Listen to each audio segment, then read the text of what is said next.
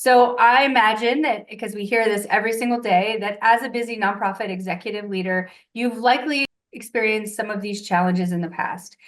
You may have struggled with demonstrating your impact. So funders are asking you, tell me quantifiably with numbers, what is your impact? Maybe you've had limited access to real-time data. What we hear all the time from busy nonprofit executives is that they're a grant opportunity or they're preparing for a pitch to an invited funding proposal, and they want access to information related to three types of data. What did you do? How well did you do it? And how people and communities are better off.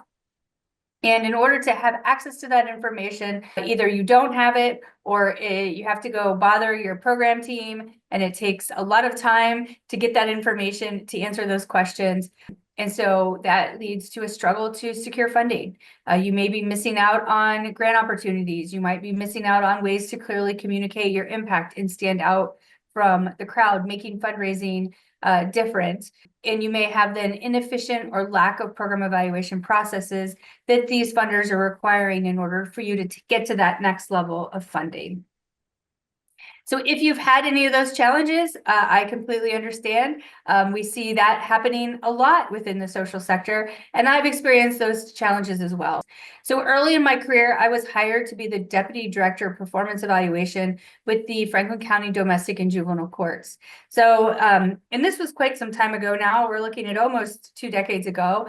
And at that time, the government sector, specifically the federal government sector, was moving towards outcomes-based funding. And so if you wanted to attract large federal grants, with our court did, we knew that we needed to start collecting and analyzing data. So my court director was very innovative. I was the first person who ever had that role.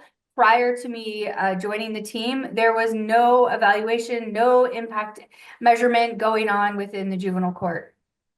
And unfortunately, or fortunately, depending on how we want to look at it, is the glass half full or half empty? As I started to implement the strategies that now we have automated through technology, but back then it was more human manual processes that I was managing. But as we started to implement our impact measurement frameworks and collect the data, we discovered that some of our programs unintentionally were making things worse for young people. They were actually more likely to go back into the juvenile justice system than be habilitated and living thriving lives, which was obviously our goal.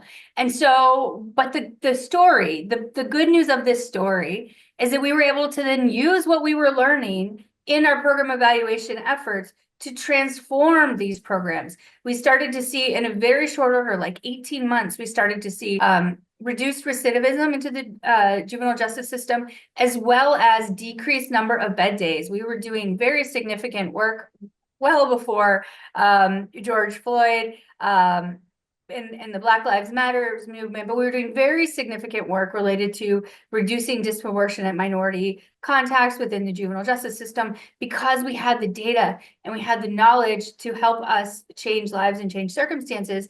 And we were also able to use this to attract very lucrative grants from the Ohio Department of Juvenile Justice, as well as from the federal government and in Casey. And so we were during this period, we were getting a lot of data or a lot of new money because we had this data, even though it started from a place of, oh, wow, these programs aren't as effective as we wanted, but we were able to leverage that data, leverage that story to attract more resources and transform these programs. So building on the success of what I had done at the juvenile court, I went on to then evaluate long-term care programs with the state of Ohio. Same thing. Our director was very innovative, and she knew that these federal funds, now government funding, there was a movement to want to see outcomes. And she also knew that if we had the data, we can invest in the most effective nonprofit programs.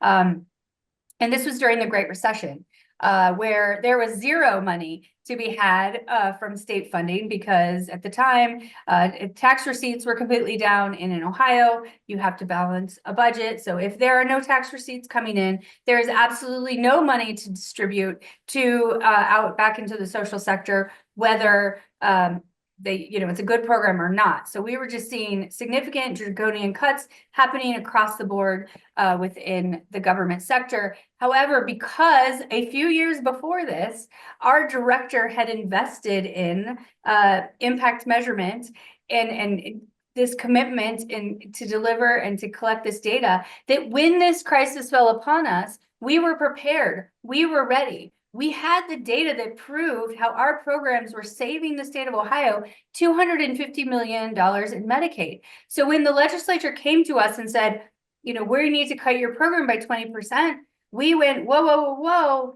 If you do that, you're actually going to be increasing the Medicaid spending, not decreasing it. And as a result, we fully got our money back in the state budget, where we saw across the board our sister agencies get completely cut.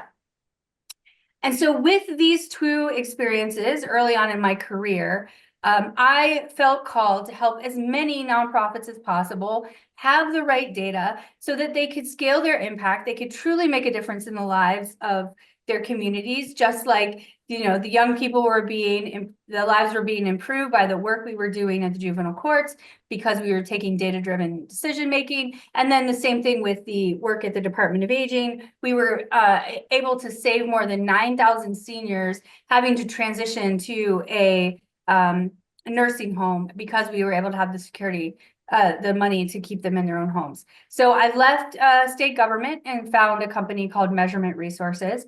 Measurement Resources was an organization, was an organizational development and research firm.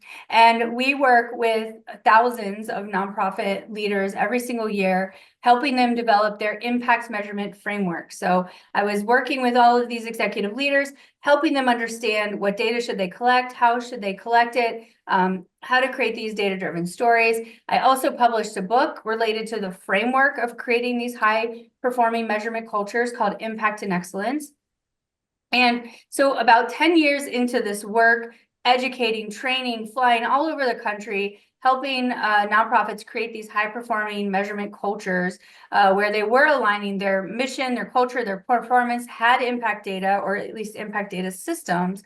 What my clients were coming to me and saying is, Sheri, we absolutely love the insights that your firm is providing us, but we're still very reliant on your team. We're still very reliant on a human. So if we have a grant opportunity ready to come, we have to call your team. They're going to scramble to get the data. Or if we lose the funding to support you, pay for your services, we don't have access to that data. What technology should we be using? So we should have this at our fingertips. And as I went to explore what technology I would recommend, I learned that the technology that I wanted to see on the market to recommend to my customers didn't exist. So that's where I took the leap of faith and said, well, I want to build the software platform that I want to see in the market to facilitate real-time impact measurement for the nonprofit sector. And so that's how Sure Impact was born.